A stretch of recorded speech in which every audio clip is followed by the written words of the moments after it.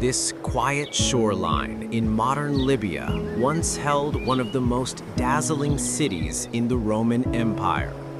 Leptis Magna, a coastal metropolis filled with marble forums, olive oil trade, and Roman African culture, was where a young boy named Septimius Severus took his first breath in 145 CE. Born into a wealthy Berber Punic family of local nobility, Severus was raised between two worlds, Africa and Rome. His hometown, though deeply African, had been Roman for generations. Its people spoke Latin, practiced Roman law, and prayed in temples built by emperors, but they also told old Berber legends under desert stars. His father, Publius Septimius Geta, was a Roman citizen and local official. His mother, Fulvia Pia, came from an elite family with deep ties to both Africa and Rome. The empire stretches far, my son, but its heart can beat in Africa too. At the age of 18, Severus left Africa and entered the Roman world through the legions. He served across the empire, first in Syria, then in Britannia, modern-day UK, and later in Pannonia, now Hungary and Austria. On the edges of civilization, he proved himself, a young officer known for courage and strategy. One account says when his unit was ambushed near Hadrian's Wall, he personally rallied the men, shouting, "Hold the line, strength in unity, for Rome." He was more than a fighter, he was a thinker, and above all, he was patient, waiting for the moment history would knock. That moment came in 193 CE. A year so chaotic, it's remembered as the year of the 5 emperors. The Emperor Pertinax was murdered. Then the Praetorian Guard, Rome's elite soldiers, auctioned the throne to the highest bidder. Amid the madness, Severus, then governor of Pannonia Superior, acted fast. He marched on Rome with 2 full legions behind him. Not a drop of noble Roman blood in him, an African accent, a provincial outsider. Enough games. Return to order. Return to Rome. He took the city without resistance. The Senate, humiliated, declared him emperor. Now Severus turned to empire building.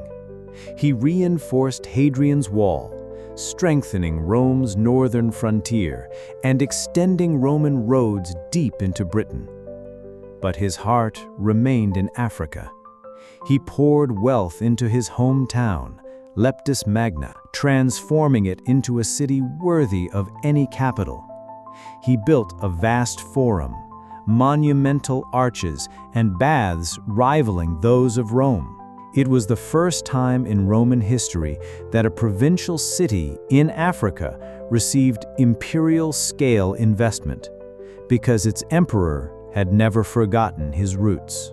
Beside Severus stood his wife, Julia Domna, a Syrian noblewoman and one of the most intellectually influential women in Roman history. She wasn't a background figure. Julia hosted philosophers, mathematicians, and legal scholars, including the brilliant jurist Papinian, who helped shape Roman law. Power is a fleeting guest. Wisdom must guide its footsteps. Her mind became part of the machinery of empire. Together, they ruled as equals. Severus reorganized the empire's legal system, gave greater protection to slaves, and opened the Senate to men from the provinces, including Africans, Syrians, and Gauls.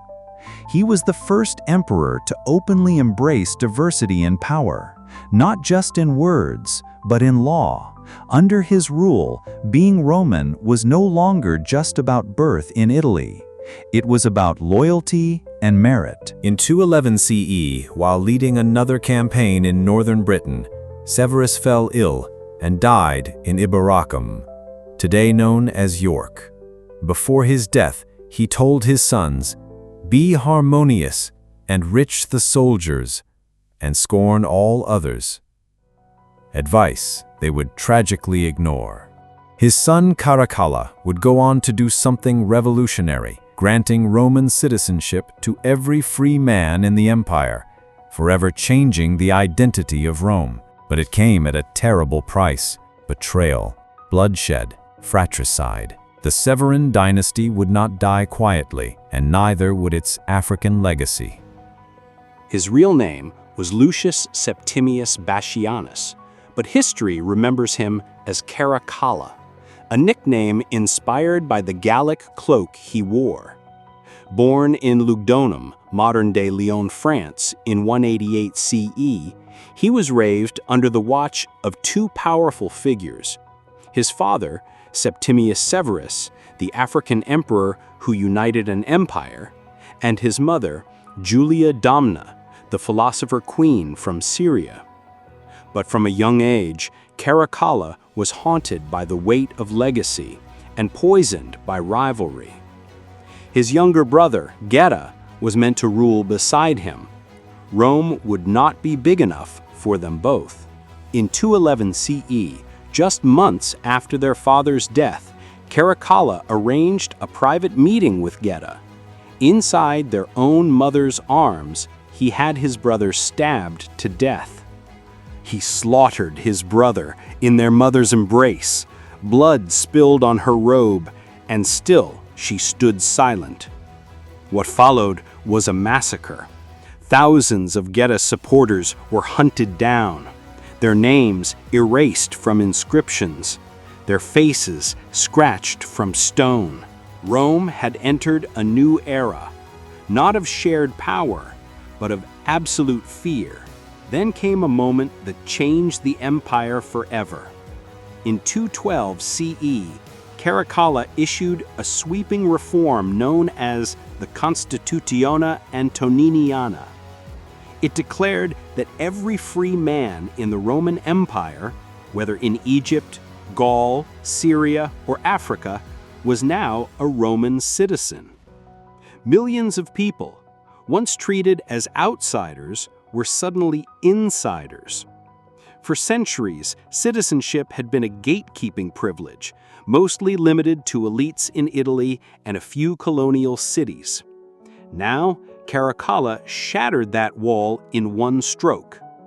All those in the empire shall be Romans and share in the laws of the eternal city.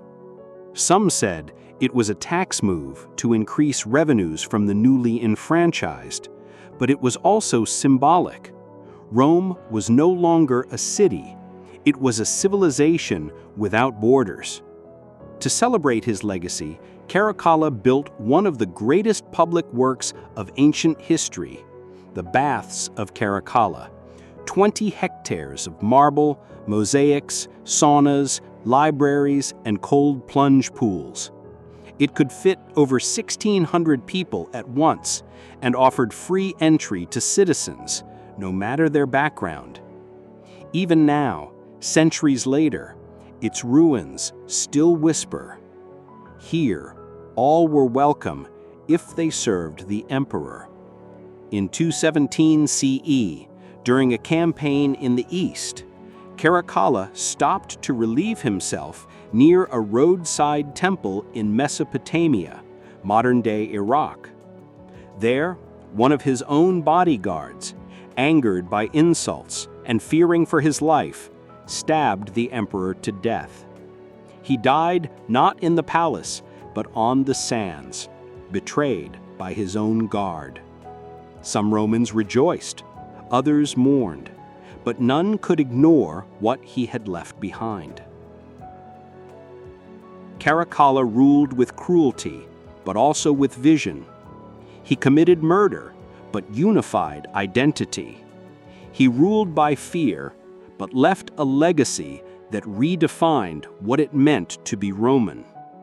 And in doing so, the African dynasty of Septimius Severus, born in the sands of Libya, had changed the meaning of empire forever. In 238 CE, the Roman Empire was fractured. Emperors rose and fell within weeks. The frontiers were crumbling. In the chaos, the Senate turned to an unlikely savior, a boy just 13 years old. His name was Marcus Antonius Gordianus, known to history as Gordian III. He was the grandson of Gordian I, a respected African aristocrat from modern-day Algeria, who had briefly been declared emperor by rebels in the province of Africa Proconsularis, roughly Tunisia and parts of Libya today. Though both Gordian I and his son, Gordian II, died within a month of rising against the reigning emperor, their names stirred public sympathy. The Roman people wanted something fresh, a child emperor, untainted by war, blood, or betrayal, offered hope. In truth, the child emperor held no real power. The Senate ruled through him. But that didn't stop the people from loving him. Temples were dedicated to his name. Coins with his image spread across Egypt, Gaul, and Asia Minor. Gordian's presence stabilized a nervous Rome. For once, there was no tyrant in the palace, just a child, smiling, learning, growing. But peace was an illusion. In the east, a new Persian empire, the Sassanid dynasty, was rising, led by the ambitious king Shapur I. They had already seized Roman territory. The empire needed to fight back. In 243 CE, at just 15 years old, Gordian III personally led one of the largest Roman armies ever assembled, over 100,000 troops into Mesopotamia, modern-day Iraq. At first, he succeeded. Roman forces reclaimed lost cities. Morale was high. Victory felt within reach. But behind the scenes, ambition stirred. Gordian's powerful general, Philip the Arab, a man from the Roman province of Arabia Petraea, modern-day southern Syria and Jordan, saw an opportunity. Accounts differ. Some say Gordian was murdered. Others claim he died in battle. What's certain is this: in early 244 CE, the young emperor was dead. He was just 19 years old. Gordian III never had the chance to rule on his own. He was a symbol, a boy raised on hope, whose life ended in treachery. But in his short reign, he gave Rome a glimpse of peace, order, and youth. He might not have reshaped the empire like Severus or Caracalla, but he reminded it of something more rare: innocence. The African legacy within Rome did not end with a crown. It lived on in every man who dared to rise from the margins and carry the weight of empire. By the mid-3rd century CE, the Roman Empire was crumbling. Plagues, inflation, invasions, civil war. It was an age of emperors rising and falling in months. Entire provinces like Gaul, Hispania, and Britannia had broken away. To the east, a powerful queen named Zenobia ruled the Palmyrene Empire, claiming Syria, Egypt, and Arabia. Rome, once an unstoppable machine, now resembled a bleeding lion, majestic but dying. Into this chaos stepped Lucius Domitius Aurelianus, known simply as Aurelian, a peasant-born soldier from modern-day Serbia, risen through sheer grit. Tough, no nonsense, feared by men and loved by legions. His nickname? Restitutor Orbis, the restorer of the world. Aurelian didn't scheme in palaces. He fought. And in just 5 years, he did what seemed impossible. He took back the empire. He marched west and crushed the so-called Gallic Empire, reclaiming the Roman provinces of Gaul, Spain, and Britain. Then he turned east toward the queen who defied him. Zenobia, queen of Palmyra, was no ordinary rebel. Fluent in Greek, Aramaic, and Egyptian, she claimed descent from Cleopatra. She had defeated Roman governors and ruled from Alexandria to Baghdad. But Aurelian was relentless. At the Battle of Emesa, modern-day Homs, Syria, his forces shattered her cavalry. Zenobia fled on camelback, captured on the banks of the Euphrates. He didn't kill her. Instead, he spared her and paraded her through Rome, living proof of his triumph. Then he turned inward. Rome itself had no walls. For centuries, it didn't need them. But now, Aurelian built the largest defensive wall the city had ever seen, 19 kilometers long, circling the capital, with towers, ramparts, and gates. Parts of it still stand today, testament to the fear of the age and the genius of the man who responded. Aurelian knew Rome's decline wasn't just military. The currency was worthless, the population disillusioned. He reformed the denarius, the empire's currency, backing it with silver again to restore trust. But more curious was his religious policy. He elevated the sun god Sol Invictus, the unconquered sun, as a unifying deity above all others. Some scholars believe this cult later influenced early Christian iconography. In 275 CE, at the height of his power, Aurelian prepared for a grand campaign into Persia. But a forged list of traitors, written by a paranoid clerk, fooled his officers. Believing their lives were in danger, his own generals stabbed him to death. The empire mourned. Rome had lost its savior, the man who had stitched it back together by sword, brick, and law. But Aurelian had proven something vital. The empire could still be saved, if led with discipline, clarity, and courage. To many today, the word Rome conjures Italy, togas, and marble statues. But the empire's blood life often came from the provinces, and none more so than Africa. By the 2nd and 3rd centuries CE, North Africa was Rome's breadbasket. Its wheat fields fed the capital.